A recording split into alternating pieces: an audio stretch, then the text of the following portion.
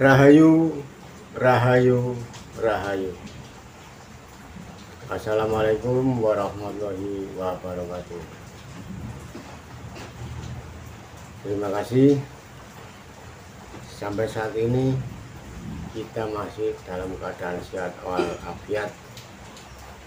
Tetap terima kasih tertuju kepada Tuhan Yang Maha Esa, dimana sampai saat ini di samping kita tetap sehat walafiat, kita tetap dimudahkan segala urusan. Kali ini saya akan mencoba untuk berbincang-bincang, atau saya mencoba untuk mengungkap sesuatu yang selama ini membuat diri saya penasaran dan semakin tidak mengerti dan semakin bodoh. Ketika saya benar-benar mengakui kebodohan saya, dan ketika saya benar-benar mengakui kegoblokan saya, disitulah terjawab bahwa sesungguhnya manusia itu tidak bisa apa-apa. Manusia tidak mampu apa-apa. Oleh karena manusia sudah manunggal dengan hidup, manusia mengakui kepintarannya, mengakui kepandaiannya, mengakui kekuatannya, mengakui segala-galanya apa yang ia punya.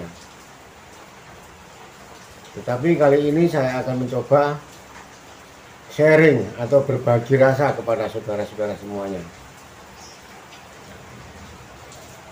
Sejak kecil saya selalu mendengar kata-kata suci.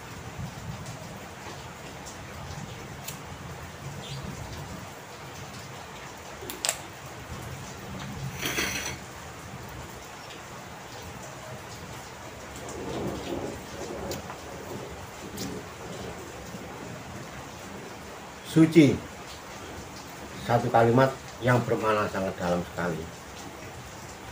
Tetapi kalau kita tidak bisa memaknai, kita bisa terjerumus atau kita bisa terjerembab ke jurang perpisahan antara manusia.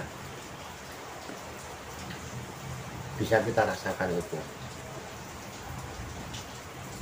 Setelah saya mengakui kelemahan saya, kemudian saya benar-benar itu memohon ampun kepada Tuhan, terjawab suci itu apa.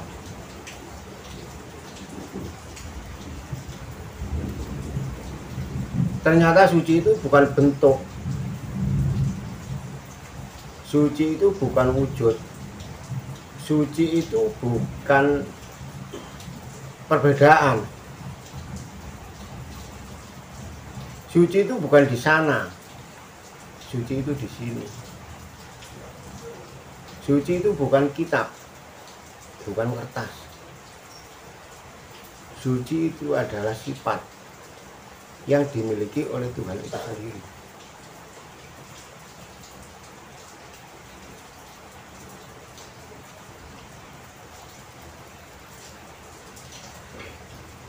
Kalau ada orang bilang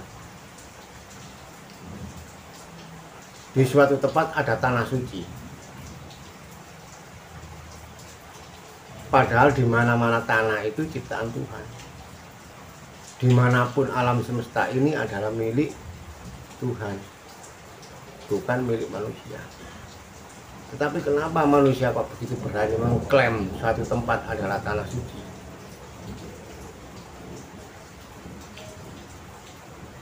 Kalau kita kembali ke asal, bahwa kita ini kembali daripada Maha Suci, semua adalah suci. Semua alam semesta ini adalah suci semua, karena berasal dari Maha Suci.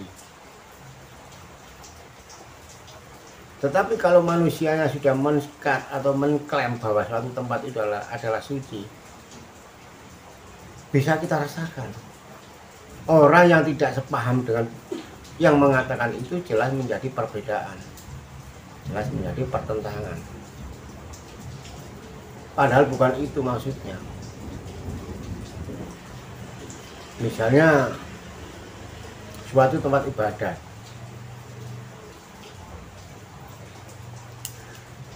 Satu tempat ibadah, tapi saya tidak menyebutkan tempat ibadah itu apa. Semua tempat ibadah dinamakan tempat suci. Oke, saya terima. Karena itu berasal dari Maha Suci. Tetapi di sisi lain, ketika ada seorang pengembara atau seorang tunawisma sedang butuh tempat untuk berteduh, ketika dia kehujanan atau ketika dia kepanasan, dia beristirahat di tempat ibadah itu.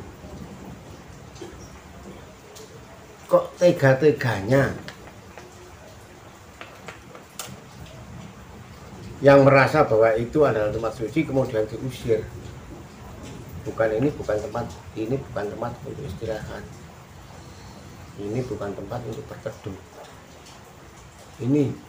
Inilah yang membedakan kalau semua alam semesta ini diakui oleh manusia. Lalu bagaimana? Ya nggak ada cara lain, kita biarkan. Karena apa? Kalau kita sadar Tuhan itu kan maha. Maha itu nggak ada duanya. Tuhan itu cuma satu. Tuhan itu maha suci, nggak ada duanya. Tuhan bisa berbentuk apa saja, bisa berwujud apa saja. Kalau kita tidak paham di situ, kita akan terjebak atau kita akan terjerumus ke jurang perpisahan, perbedaan atau perpisahan.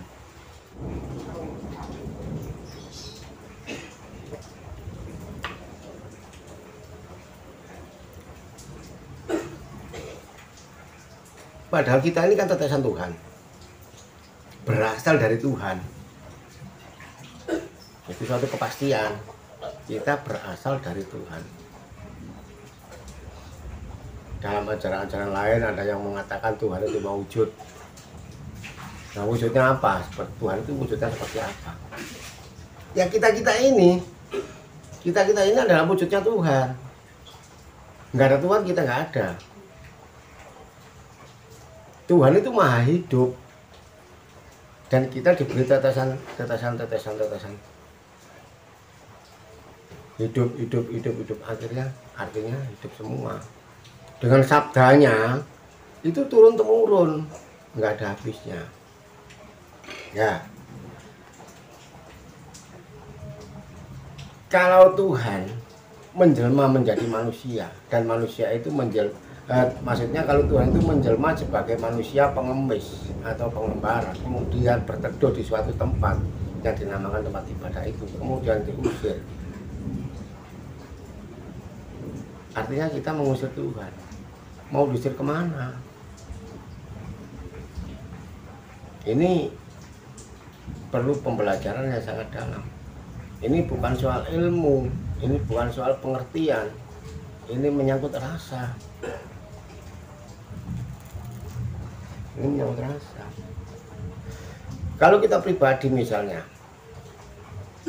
kebetulan sepulang kerja atau dari mana bepergian atau kemana, kehujanan atau kepanasan, kita butuh tempat istirahat, melepas lelah bahasanya. Kemudian kita berteduh, melepas lelah atau istirahat di suatu tempat ibadah.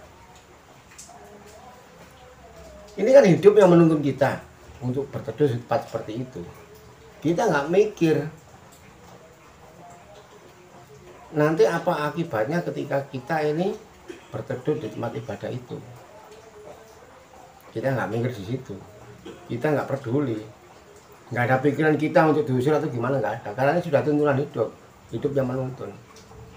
Nah, ketika di tempat ibadah itu ada orang yang bisa dikatakan penjaga lah, saya bilang penjaga atau juru kunci tempat ibadah itu, kemudian mengusir kita.